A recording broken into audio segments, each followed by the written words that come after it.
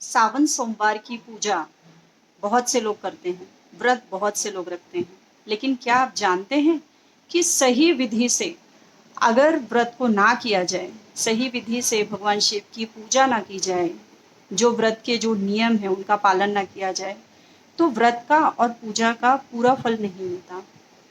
तो क्या आप पूजा करने की सही विधि को जानते हैं? नमस्कार, मैं आरती मिश्रा अर्थ विराम चैनल से आज आपके साथ हूँ। आज अगर आप सावन सोमवार की पूजा की विधि जानना चाहते हैं तो इस वीडियो को अंत तक जरूर देखें। सावन का महीना भगवान शिव को अत्यंत प्रिय है। मान्यता है कि सावन के सोमवार का व्रत रखने से भगवान शिव जल्दी प्रसन्न हो जाते हैं। कहीं कहीं किन्हीं किन्हीं राज्यों में सावन में जो 4 सोमवार पड़ते हैं उन्हीं का व्रत किया जाता है, और कहीं कहीं हम 4 व्रतों को नहीं, हम 5 व्रतों को करते हैं। लेकिन जैसा कि हम जानते हैं कि सावन महीने में सिर्फ 4 ही सोमवार पड़ते हैं, तो हम उसे 5 कैसे करें? 5 करने के लिए कहीं कहीं एक व्रत, आषाढ़ में जो आखिरी आषाढ़ में जो सोमवार पड़ता है, लोग उसका व्रत एक कर लेते हैं, और फिर जो सावन में जो 4 सोमवार पड़ते हैं वो 4 सोमवार जोड़कर पूरे मिलाकर 5 हो जाते हैं। बहुत कम ही बार ऐसा होता है कि सावन में 5 सोमवार पड़े। अगर 5 सोमवार नहीं पड़ते और अगर आपके यहाँ भी ऐसी मान्यता है कि हम गिनती में 4 का व्रत नहीं करते, तो हमें आषाढ़ का एक सोमवार उसमें जोड़ लेना चाहिए। हम कहीं कहीं ये भी देखते हैं कि 4 सोमवार हम सावन के ले लेते हैं, और अगर किसी को एक और व्रत करना है उस गिनती को 5 करने के लिए, तो आने वाले व्रतों में जैसे नाग पंचमी या प्रदोष अगर किसी दिन पड़ जाता है तो एक उस व्रत को जोड़ लिया जाता है, जिससे सब मिलाकर इसकी गिनती 5 हो जाती है। सावन सोमवार की पूजा, हरितालिका तीज की पूजा, महाशिवरात्रि की पूजा, ये सारे जो पर्व हैं, ये महापर्वों की जो पूजा होती है शिव जी की, वो 4 प्रहरों में की जाती है, यानी कि 4 बार की जाती है। वैसे करने वाले लोग इसे अपने तरीके से भी करते हैं। हर जगह की अपनी अपनी पूजा करने की विधियां होती हैं, ढंग होते हैं। लेकिन जो सही ढंग है, जो सही तरीका है, वो यही है कि अगर आपको भगवान शिव की कृपा पानी है तो उनकी पूजा में आपको उतना मन भी लगाना होगा। तो सबसे पहले सोमवार के दिन आप ब्रह्म मुहूर्त में हो सके तो उठें, क्योंकि अगर आप लेट उठते हैं तो उस प्रहर की जो एक पूजा है वो तो निकल चुकी होती है। तो हो सके तो कम से कम 4 साढ़े 4 के समय उठिए, ब्रह्म मुहूर्त में स्नान कीजिए। स्नान करके अपने शिवालय में या अपने घर के मंदिर में भगवान शिव के सामने बैठिए।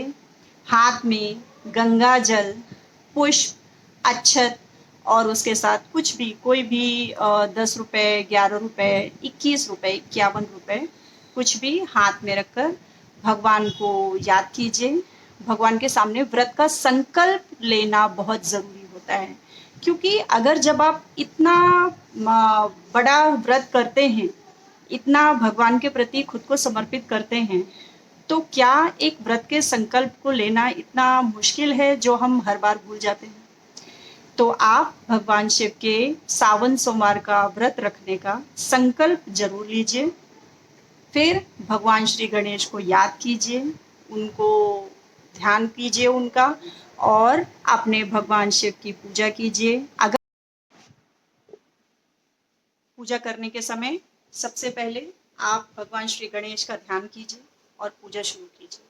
जिसके घर में भगवान शिव का शिवलिंग है वो आप उनकी पूजा करें, और जिसके घर में शिवलिंग ना हो वो पार्थिव शिवलिंग बनाकर उसकी पूजा कर सकता है।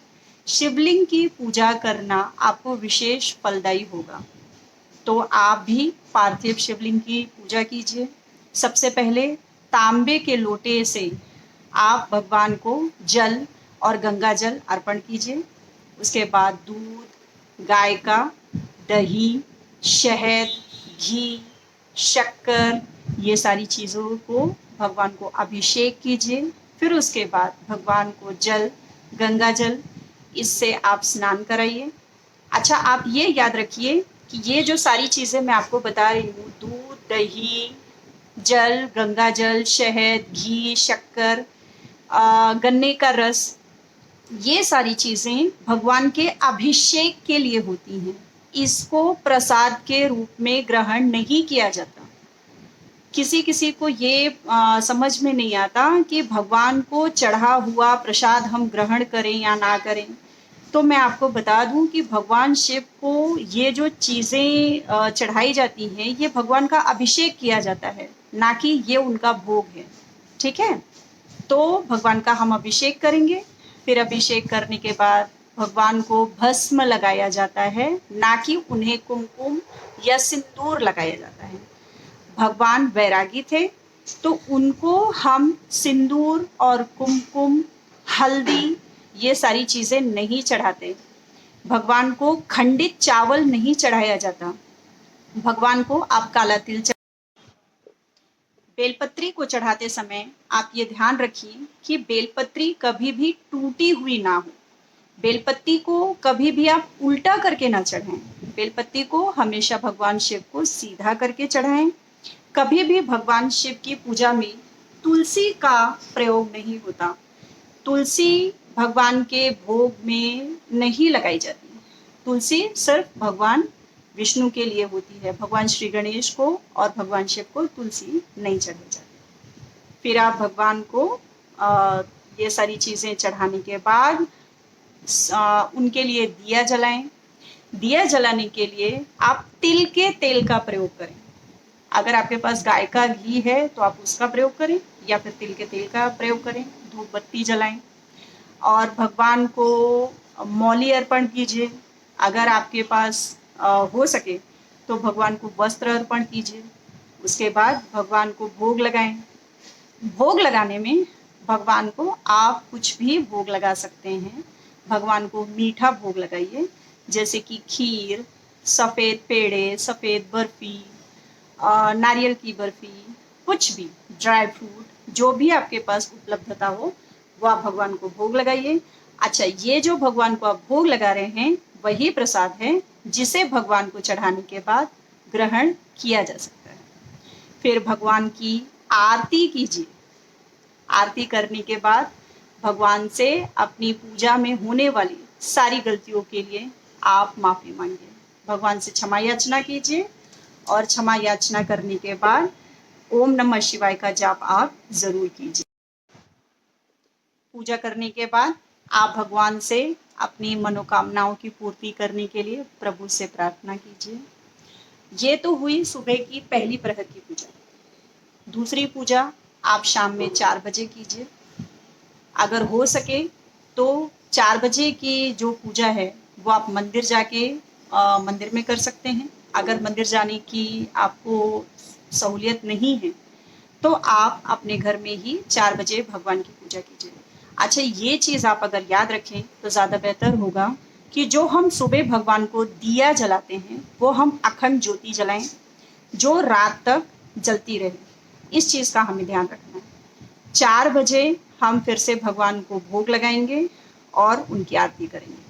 फिर इसी प्रक्रिया को हम शाम में 7 बजे दोहराएंगे। शाम में 7 बजे फिर से आप भगवान को भोग लगाइए, उनकी आरती कीजिए, कपूर आरती कीजिए। और फिर रात में 12 बजे तक आपको फिर से 12 बजे एक बार इसी प्रक्रिया को दोहराना है, यानी कि भगवान को भोग लगाना है और उनकी आरती करनी है। और आखिरी बार भगवान से अपने व्रत में होने वाली गलतियों के लिए आपको क्षमा मांगनी है। आपकी मनोकामनाओं को भगवान पूरा करें, इसकी प्रार्थना आपको प्रभु से करनी है। और सुबह उठकर सबसे पहले ब्रह्म मुहूर्त में स्नान करके भगवान की फिर से कपूर आरती कीजिए और भगवान का जो भी आपने भगवान को चढ़ाया है उसका विसर्जन कीजिए। और विसर्जन करने के बाद ही आप अपने व्रत का पारण कीजिए, व्रत खोलिए। आपको ये सारी विधियां मैंने आज अर्धविराम चैनल में बताई। क्या आपको ये सारी चीज़ें समझ आई आसानी से? अगर हाँ तो मुझे कमेंट में आप ओम नमः शिवाय ज़रूर लिखिए। राधे राधे।